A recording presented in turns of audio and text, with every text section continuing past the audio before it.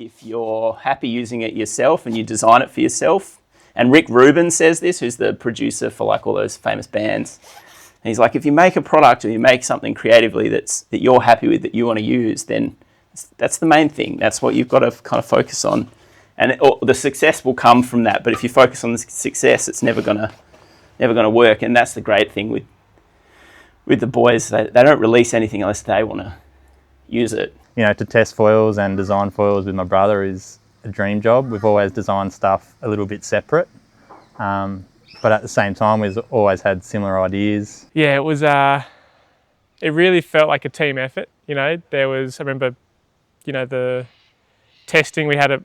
It was the prototypes of the R series. I never really thought that I'd be doing this, to be honest. I never thought it would even really get to where it is now, I reckon. I'm Marcus Tardrew. I'm Daniel Jungling. I'm James Casey. I'm Ben Tardrew. Mary, take the veil from my eyes. I would that we were friends, if you would let me make amends for the damage I've done. Who won your affections? Who makes you break your connections?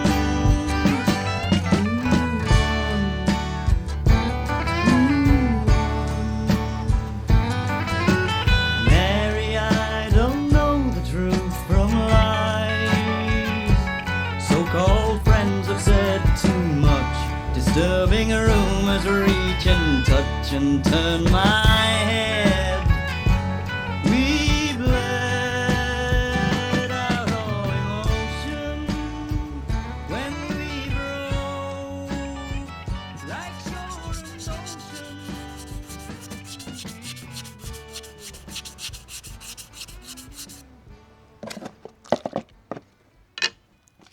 Need some more water. So we have the three little kids. Nikki's 11, Lucy's 9, and little Sephi, or Persephone, is 7. And it's Saturday morning, and they've got sport and they've got all sorts of things they need to do today. So me and Angie, to get a little bit of water time, we tag team depending on the conditions. And this morning it's pretty much no wind, and all the boats will be going to Rottnest, so the best spot to go is Fremantle. That's not that much. Is it? No. One more. Is that good? Let's see your tongue. I've got a beautiful wife, Lana, 3-year-old boy, Kobe, and 1-year-old daughter, Olive. And I live in Sydney's Northern Beaches on the east coast of Australia. Yeah, having 2 kids is always entertaining in the morning. Kobe helps with cooking the porridge, and Olive gets a bottle of porridge, basically, and she Yum. because she makes the biggest mess otherwise. I live here on always sunny Gold Coast in Currumbin.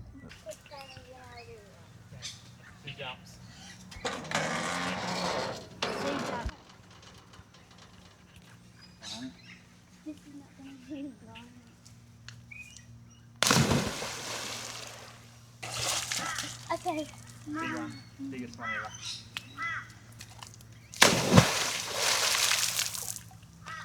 Not bad, How big is that one? not bad.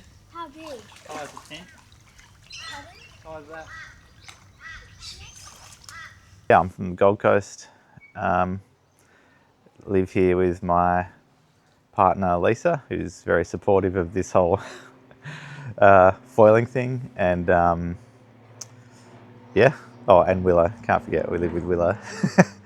We're off to Barcelona for a race. I should probably put a new paddle blade on. I've been using this broken one for about 3 months. It's a bit broken.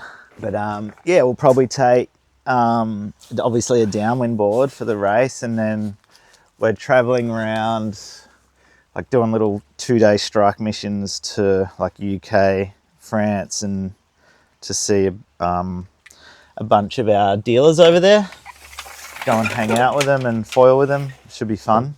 It'll be really busy, but It's always good to go visit them and be part of the local scene and foil with them, hang out.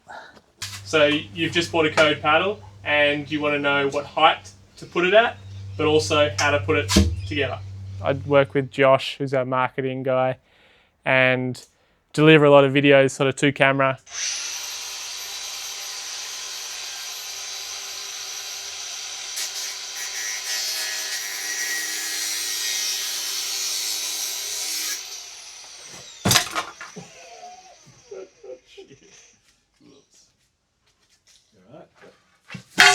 Another one is R&D. So I'll go through with the team what we need to work on and why, because of the Coach Casey sort of business as well goes hand in hand pretty well. I know what people are needing, just so it doesn't look like you're using a prototype at a race, because people pick up on all sorts of little bits and pieces. What my role is at Code, I guess. What is it? It's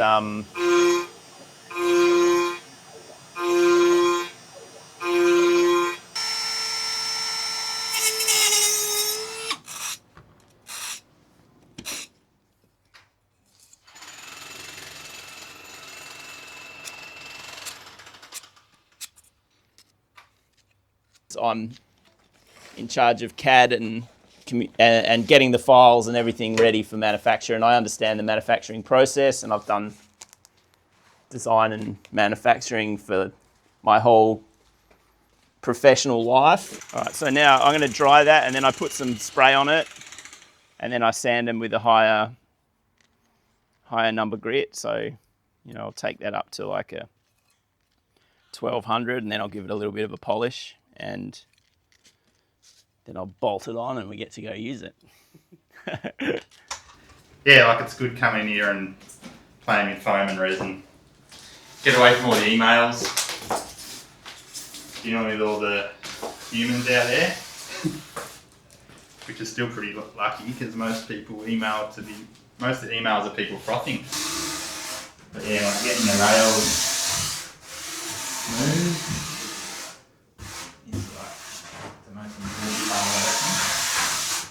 My main role is just testing and design with my brother, which is to test foils and design foils with my brother is a dream job. So basically what we test is all the, like on new masts and new foils, to make sure all the blends and stuff are strong enough so they don't crack once you put them into production. So paddling up in the creek's really good for that because you put a lot of load and pressure through the parts. I've been doing the orders for Code pretty much since it started, doing taking care of the logistics and stuff. That's been an interesting thing to learn. Now we've got all the China tariff situation happening. That's great. But yeah, also kind of where we do the foil designs and stuff. I think the really cool thing that we're lucky with here, like now that I've moved to the East Coast and Ben just lives down the road, we do a prototype together, pretty much we're designing them together. They get flown here and we go out downwind or surf and we use identical equipment, identical boards, everything, and go back to back. And we've got a couple of other guys here that help us and we're all really similar in like skill or speed. And we get really good sort of, real world data, I guess. I think we had V1 maybe, like I say, maybe close to 12 months ago. At least that's how long it feels. And that was unreal. Like we're all loving that, but we just were like, we can't really release the first one that we've built. So we tried a few other things and we got to like, I don't know what version we're up to, 7 maybe. And turned out that the very first one and the very last one were our favourites, but the very last one kind of took the cake. We had a lot of really kind of nice bits of magic in certain areas from some of the other prototypes, but none of them were the full package. And then we finally got to it, and this one will come out hopefully mid-year. I got into foiling. I was actually competing in a stand-up paddle race over in Maui, and a few friends of mine, the Spencer brothers, Jeffrey and Finn, were playing around with the prototypes that GoFoil was sort of mucking around at the time. It was 2016, so very early foiling days, and they introduced me to Alex Aguera, who actually ended up living next door to my parents' place over there. Like they shared a boundary with it, so he lent me a foil and a board for a week whilst I was over there for the race. And three of us, Vinicius Martins, who's a big wave sort of foil charger and sup charger now, and Jake Jensen, we were all staying at my parents' place, and we all just mucked around on this one foil board. We'd literally go out at a surf spot and swap from like our race boards to the foil board, and we'd all have like, get 4 or 5 waves each and just absolutely eat shit. But we literally, for a week, by the end we managed to get, sustained flight for like 10 to 15 seconds, and we were stoked, just frothing. And we, when we left, Jake and I both put like a deposit down to buy like one of the first GoFoil production foils out of China. We got it sent. It arrived here in November 2016, and that summer was a just foil brain summer. This is the original GoFoil, Kai. So it's the first foil I bought off Alex Aguera, like from the factory, from way back in the day. It's a bit of an annoying spot because I keep hitting my head on it. Early days of foiling, the only person I knew that was foiling was Jimmy. There may have been 1 or 2 others in Australia, but he was really early on. Jimmy was raving about it and doing it all the time, and I was kind of like thinking it looked a little bit shit. It looked a bit boring, and then one day I was just out in the water with him, and it was perfect to kind of catch your first foil wave, and he just kind of insisted. He's like, you get on this board and catch one wave, and I caught a wave, and I may have gone maybe 3 meters on foil, and that was it. I was like, oh, okay, might look kind of boring, or not much is happening, but the feeling's crazy. Foiling was evolving so fast, we just started building our own. And the foils at the start we were just cutting them out of timber on a CNC machine. I'd literally buy a slab of timber from Bunnings, put it on a CNC and cut a foil, like thinner than it needed to be. So then I could lay a carbon around it to make it stiff. And then I'd just glass it onto a mast or a fuselage, whatever I could find laying around. Could have been a Takuma, whatever. Just bolt it onto something. Yeah, this is the CNC. I cut my first ever foil. So like maybe 2018-ish. We put a chunk of wood on there and designed a foil and cut it, like out of like a timber core, and then laminated it in carbon. And yeah, we actually had really good results. Every time we'd get up and foil on it, it was like super slippery, super fast, but because of the construction, it wouldn't take long before they start flexing and then snapping. So then we just throw them in a bin and build another one. Years before code ever existed, there's a photo on my phone of me, Marcus and Jimmy sitting in the ocean. I think Jimmy took his GoPro. We're just sitting in the middle, somewhere between Rottnest and Perth, just sitting there talking about foils. My dad used to always say, around the dinner table in Hawaii when we were doing all the races in Hawaii, you guys are the reason that these brands are doing well once you just do your own thing. And so I was like, oh, it's a big outlay in money and this, that, the other. And that's led us to do the Hollow Unlimited boards that I won on the stand-up in 2019. And then we were over at, I was over at the Tardru's place for dinner. I was up there for a race or something. And Mark's and Ben's dad, Toad, or Pete, or the bastard, said, you boys, because Mark's and Ben were basically working for different brands and working against each other. He goes, why you guys got to work together? And Jimmy, you should, jump in with them, and there's your team. So after we snapped about 10 foils and Mark's making our own, we actually started talking seriously between me and Marcus about making some foils. And I think Jimmy was actually talking about it, not really seriously, because he was with Axis and it was just too hard. The seed had been planted multiple times, and it was just putting the pieces together and the timing and everything. So Marcus and Ben were working pretty hard to try to come up with a foil that was going to be, competitive, first of all, but also better than anything else. The first year of code, I guess, before it was available was, just, trying to figure out what to design and trying to learn about hydrofoils and hydrofoil sections. And I ended up just in retail, kind of like a filler. Being a part of that was a big part of code, because I watched the evolution, the huge evolution of foiling, you know, where it was just going like that. And seeing what was working, what wasn't working, and what was breaking, what wasn't breaking, you know. So you kind of like figuring out what systems worked and stuff. So building our little CNC machine and building a little room at Dan's place, and yeah, many late nights because we had our day jobs at the time. I'd message Marcus, he lived up the road. He'd come down with his laptop, I'd set up my laptop, get a couple of beers, mid-strengths, and we'd sit there for the next 3 to 4 hours and design. And a lot of it was just learning his language, which I think is great now because everything's so much more efficient. I understand the way that Ben and Marcus and James think. So yeah, the process is all a lot more fluid now. Just down the way, on Dirt Street, is where all the magic is happening.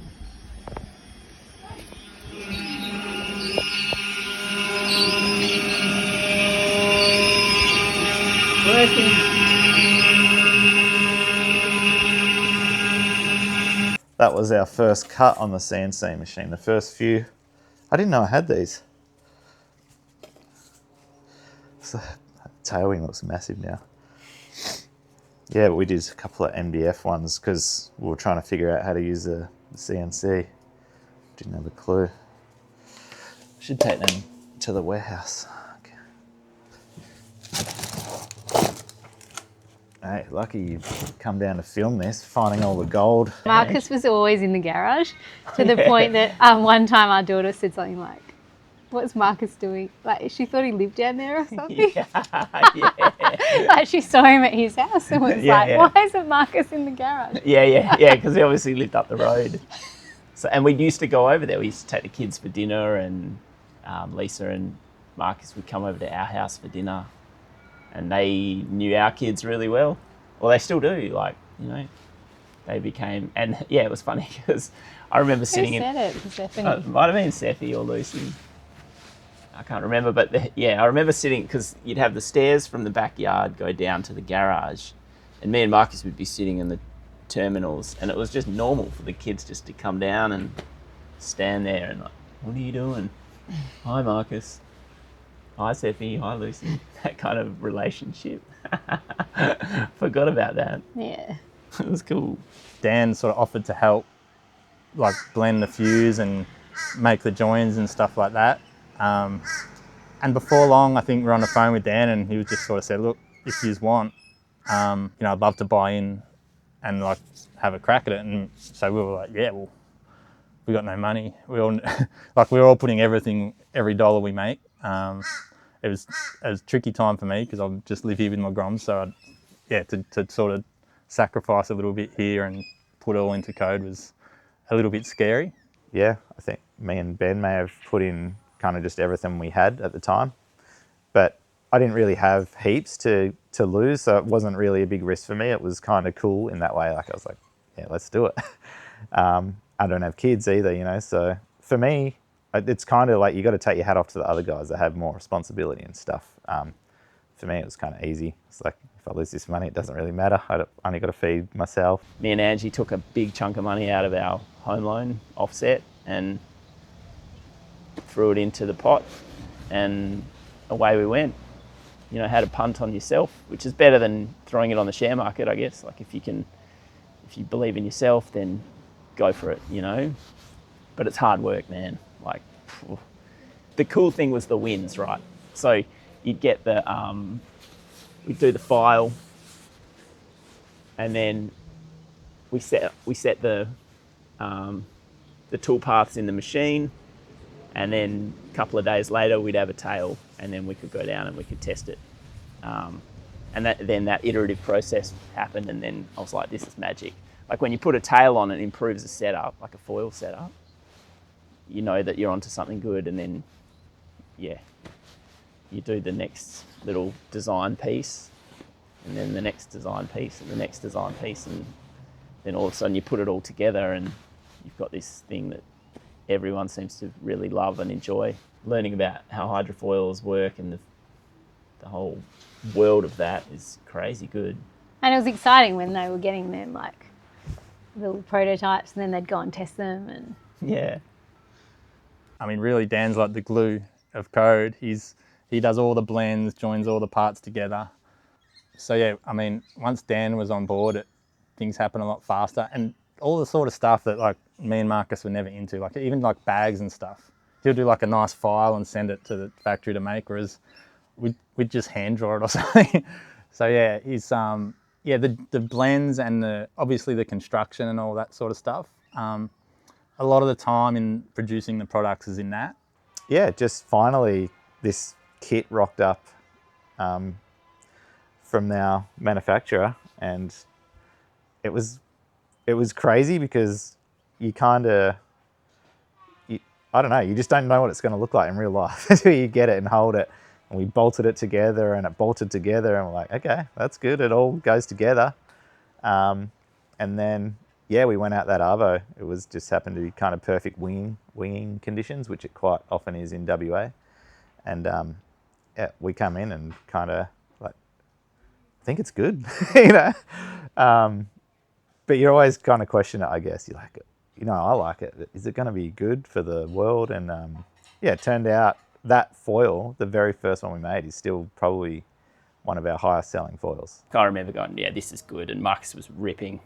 And then we came in, I was like, yeah, that was good. Like, I couldn't really work out, like, are you happy with that? And then he came up and he gave me a hug. And I was like, you know, if you know the Tartaroos, they're not huggers. And I was like, oh, that's good. And you could feel it in his body that he felt like something was right, you know? Oh yeah, this is me walking up the beach. I think Marcus is already on the beach. Yeah, there he is. My dog's barking. Yeah. That was that time, yeah, you come in, you realise that you've made something pretty cool. Yeah, it was nice. And then Belly got to have a go on it. And Belly's like one of the biggest legends in the West. He's a tough critic and offers some amazing feedback on all the gear. He's an absolute jet. So when he came in and he knew that like he tested it and he enjoyed it, that was like really satisfying as well, I guess. I think that was really cool. We released code with literally one mast, one front wing, one fuse and one tail. Once we had a product, I actually flew to Sydney with it and just went foiling with James, and obviously had a chat to him, had a chat to his stepmom and his wife, who were all there having dinner, and they were like, you know, James has got a pretty good offer with Axis, and I was like, yeah, for sure. And they're great foils, great guys. There's no pressure. Obviously, we're friends with James. We've known him for a long time. We've foiled with him everywhere.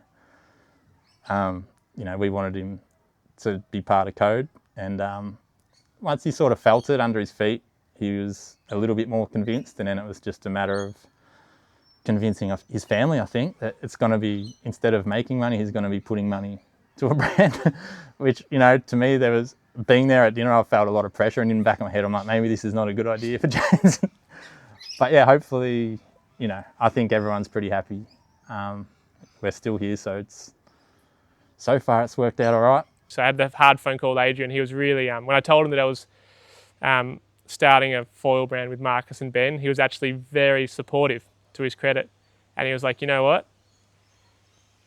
Good luck to you guys. And I think you guys will do really well, because, you know, he'd worked with Marcus in the past. Marcus was helping him with foils, sort of R&D sort of stuff. And yeah, Adrian was like, yeah, well, I'm stoked you're not going to another brand, but the fact you're starting your own thing, you know, good on you and good luck.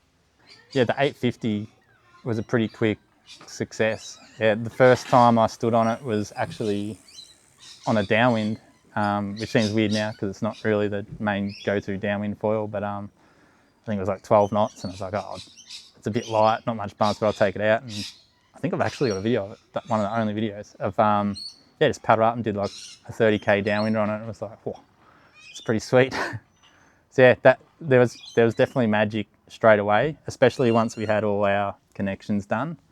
It kind of encapsulates like a lifetime of Marcus and Ben and James and I guess my cumulative hard work, you know?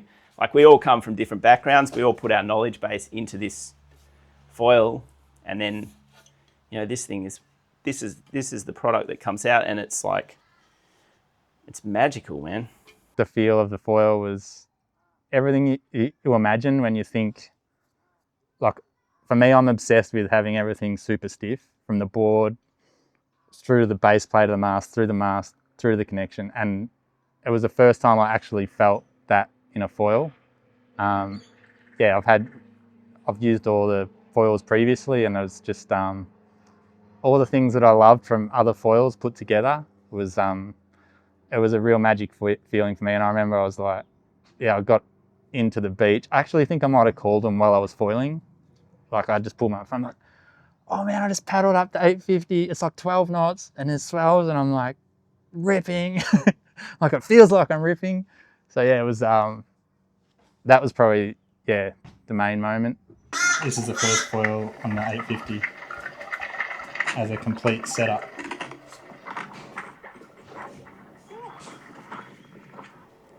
Don't know if you can understand.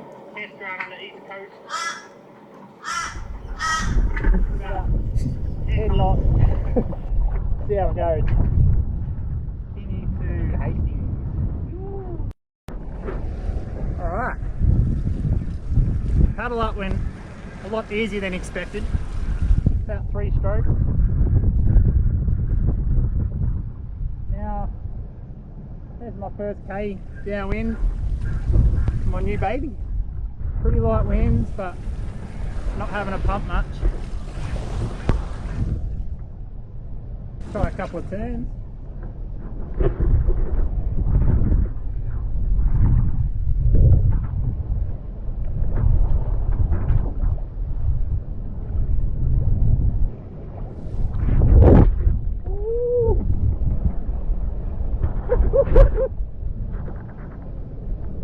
No pumping required. Foil was great. Homemade board. And every time you watch a video, remember the board and the foil from it, like what you were using. Good times. It's enough for watching myself foil.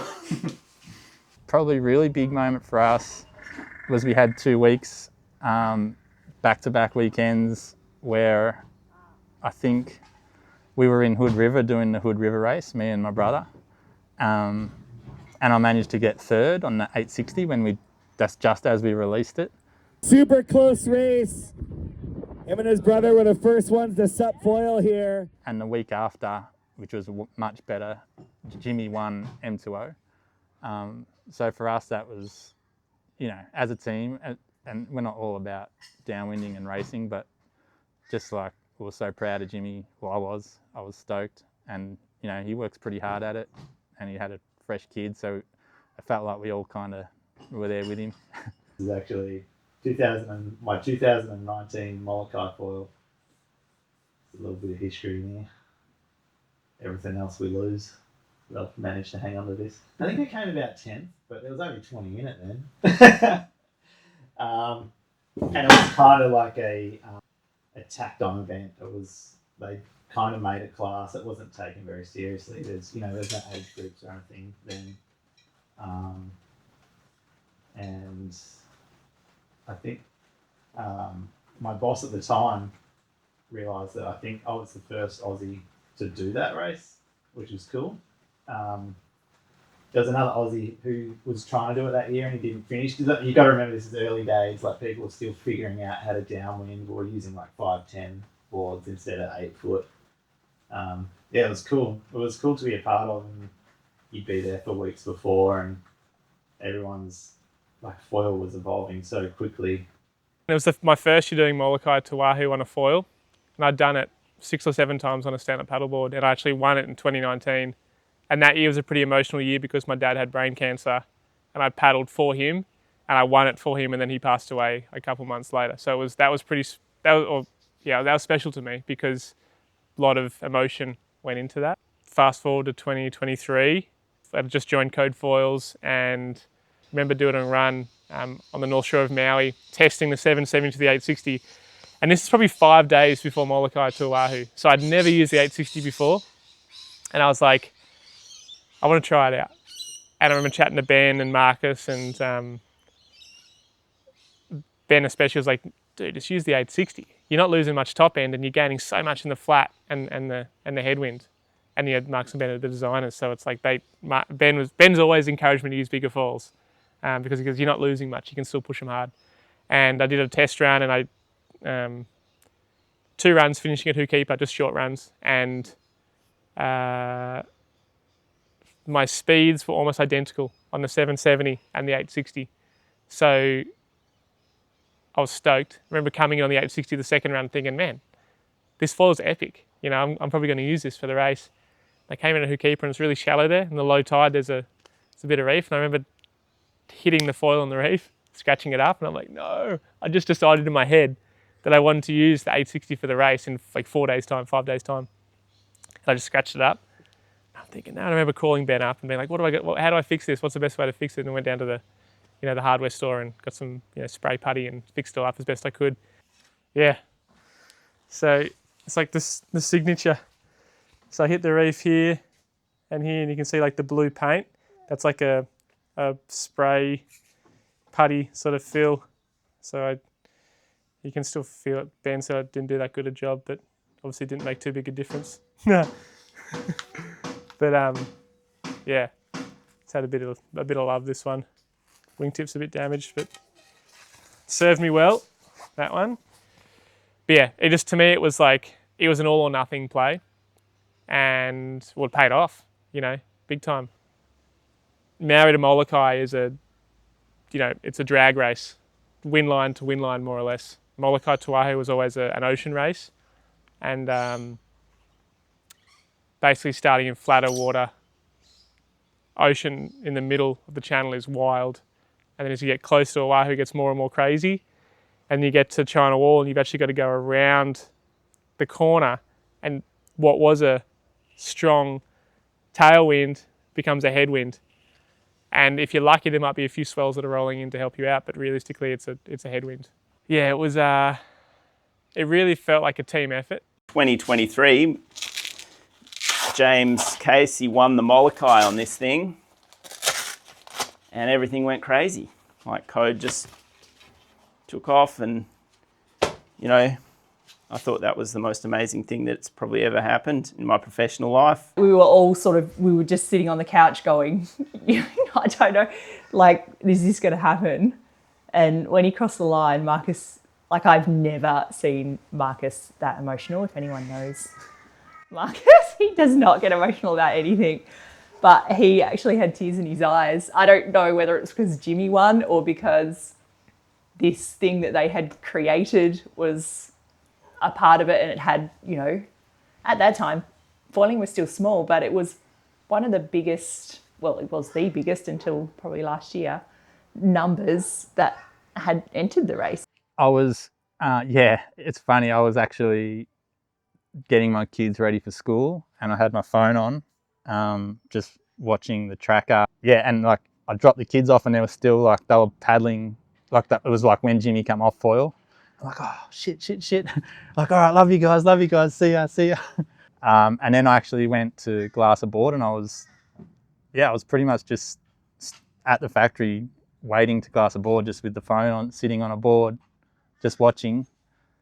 Yeah, going crazy. And luckily no one was around. I was just in a big empty factory cheering for Jimmy, and yeah, that was super fun. Yeah. I guess to finish off, what are you most excited about for the future of Code? If you can look that far ahead. Yeah. Well, this sounds ridiculous, but just have a few days less foiling a week.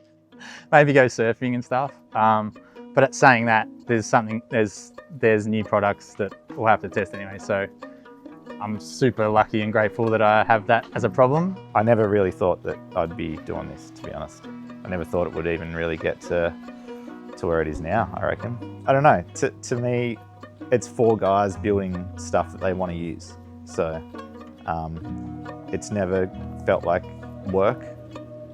Even people that don't know about foiling seem to be excited about where Code's going. So especially my dad, he's really proud, and that's cool.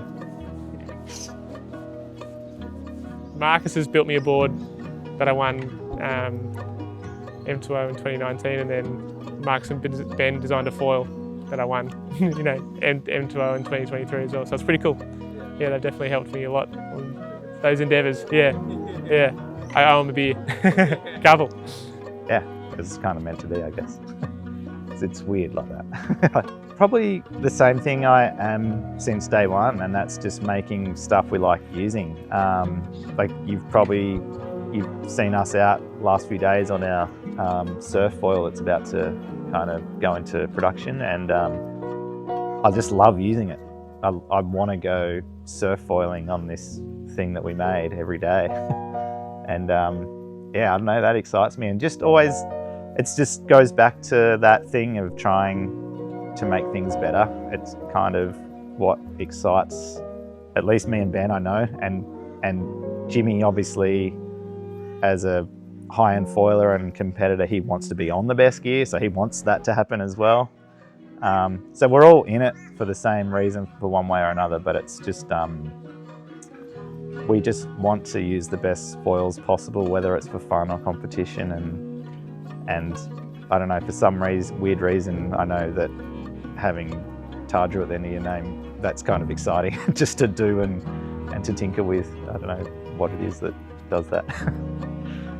Just, yeah, definitely our parents' fault. Well, yeah, we're all done. Thank you so much. Sweet.